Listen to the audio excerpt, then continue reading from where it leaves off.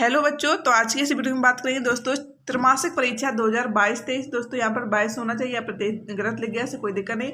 दोस्तों CG board में आप लोगों के होने वाले हैं पेपर, तो आप लोग इस वीडियो को जरूर देखें। दोस्तों देख सकते हैं सभी क्वेश्चन के आंसर भी हमने आपको बताए हैं। आप लोग इस वीडियो को अंत तक जरूर वॉच करें और अपने दोस्तों में भी ज़्यादा से ज़्यादा शेयर करें।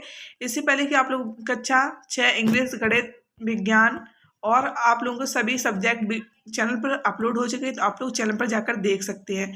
आप लोग साथ ही आप लोग इससे पीडीएफ चाहिए तो आप लोग गूगल पर सर्च करें। दोस्तों देखिए www.upboard.live इस तरीके दोस्तों आप सर्च करेंगे तो आप लोगों को क्लास 6 लेकर 12 तक पीडीएफ डाउनलोड कर सकते हैं। आइए क्वेश्चन पर आते हैं। दोस्तों समय आपको 2 घंटे का मिलेगा, पूर्णांक आपका 50 का होगा। आगे देखते हैं, रिक्त स्थानों की पूर्ति कीजिए। इतिहास है दोस्तों, यहाँ से आपका संसार का सबसे प्राचीन ग्रंथ है, तो दोस्तों आपका आंसर हो जाएगा वेद हो जाएगा। मोहनजोदड़ो की खुदाई सन में हुए 1922 में लोथल नगर को भी कहा जाता है। मिनी हड़प्पा अनाज का गोदाम में प्राप्त हुआ था, तो दोस्तों इसका आंसर नहीं आया, वो अपने हिसाब से कर लीजिएगा। आगे देखिए, औजारों को के हत्थे में बांधकर अधिक उपयोगी बनाया गया। प्रश्न नंबर 2, निम्न प्रश्नों के उत्तर दीजिए कोई 5। सिंधु सभ्यता के लोगों का मुख्य व्यवसाय क्या था? व्यापार, कृषि, शिकार, पशुपालन। वेदों के नाम बताइए दोस्तों, ऋग्वेद, सामवेद, यजुर्वेद, अथर्ववेद। तो दोस्तों अच्छे से आप लोग पढ़कर जाइए। आगे क्वेश्चन दोस्तों देखते हैं, आदि मानव के औजार किन किन चीजों के बने होते थे? उत्तर, पत्थरों, लकड़ियों तथा जानवरों की हड्डियों और सींगों से हथियार बनाए जाते थे। सभी क्वेश्चन आप लोग अच्छे से तैयार करिएगा। आप लोगों को इन्हीं में से क्वेश्चन आप लोगों के एग्जाम में जरूर देखने को मिलेंगे। आगे देखिए, ऋग्वैदिक काल में महिलाओं की स्थिति कैसी थी? उत्तर देखिए, ऋग्वैदिक समाज में स्त्रियों की दशा अत्यंत उच्च थी। उनके सभी तरह के अधिकार प्राप्त थे, केवल संपत्ति का अधिकार प्राप्त नहीं था। यह अधिकार बाद में गुप्त काल में पहली बार याज्ञवल्क्य स्मृति में प्राप्त होता था। सामान्यतः उनके निम्न अधिकार थे। विवाह की आयु ऋग्वैदिक काल में वयस्क होने पर ही लगभग 16 वर्ष की आयु में होता था। अगला क्वेश्चन आपका, हड़प्पा और मोहनजोदड़ो क्यों प्रसिद्ध है? उत्तर, मोहनजोदड़ो का प्रसिद्ध स्थान है जहां सिंधु घाटी सभ्यता के अवशेष मिले हैं। मोहनजोदड़ो में की गई खुदाई से प्राप्त वस्तुओं से प्राचीन इतिहास समझने में बहुत मदद मिली है। हड़प्पा पूर्वोत्तर पाकिस्तान के पंजाब प्राप्त एक पुरातात्विक स्थल है। यह साहिवाल शहर से 20 किलोमीटर पश्चिम में स्थित है। सिंधु घाटी सभ्यता के अनेक अवशेष यहाँ से प्राप्त हुए हैं। सिंधु घाटी सभ्यता को इसी शहर के नाम के कारण हड़प्पा सभ्यता को भी कहा जाता है। आगे देखिए, अगला क्वेश्चन आपका आंसर है, पशुपालन से आदि मानव को क्या क्या लाभ हुआ? उत्तर, वह यह भी जान गया था कि शिकार के साथ साथ पशुपालन उनके लिए महत्वपूर्ण है। वह अनेक पशुओं को पालने लगा था और उनके काम भी लेने लगा था।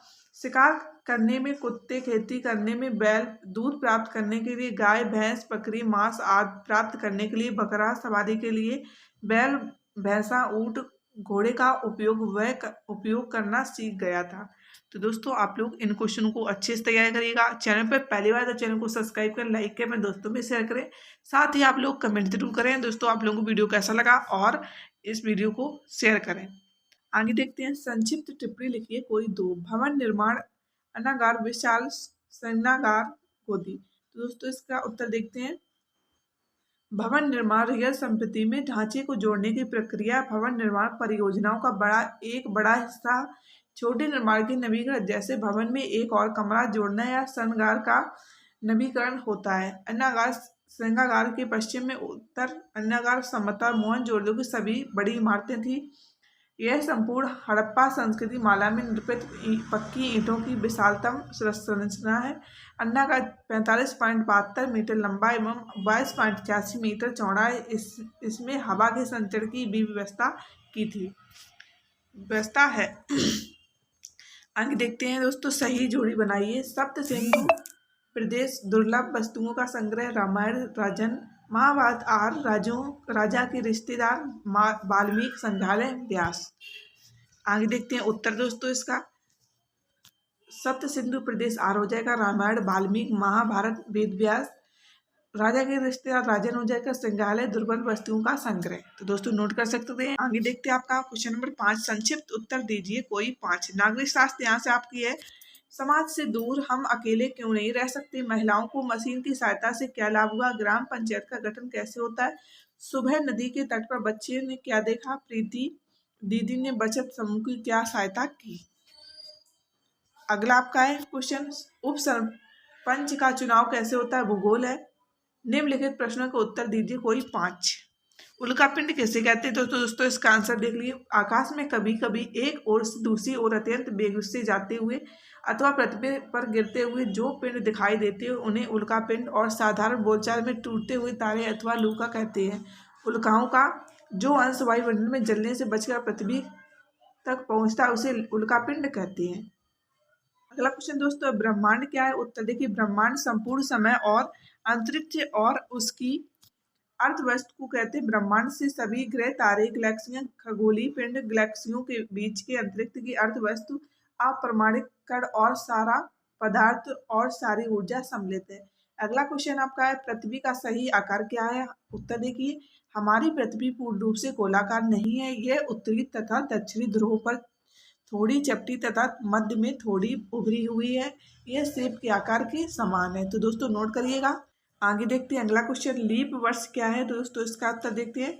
एक साल में 365 दिन होते, ऐसे में 0.242 दिन का समय 4 वर्ष में जुड़कर एक वर्ष हो जाता है। यही एक दिन हर 4 वर्ष में फरवरी में जुड़ जाता है जो 28 से 29 दिन का होता है और वह साल 365 के बजाय 366 दिन का हो जाता है। जब भी साल में 366 दिन या फरवरी में 29 दिन आते हैं तब वह साल लीप ईयर होता है।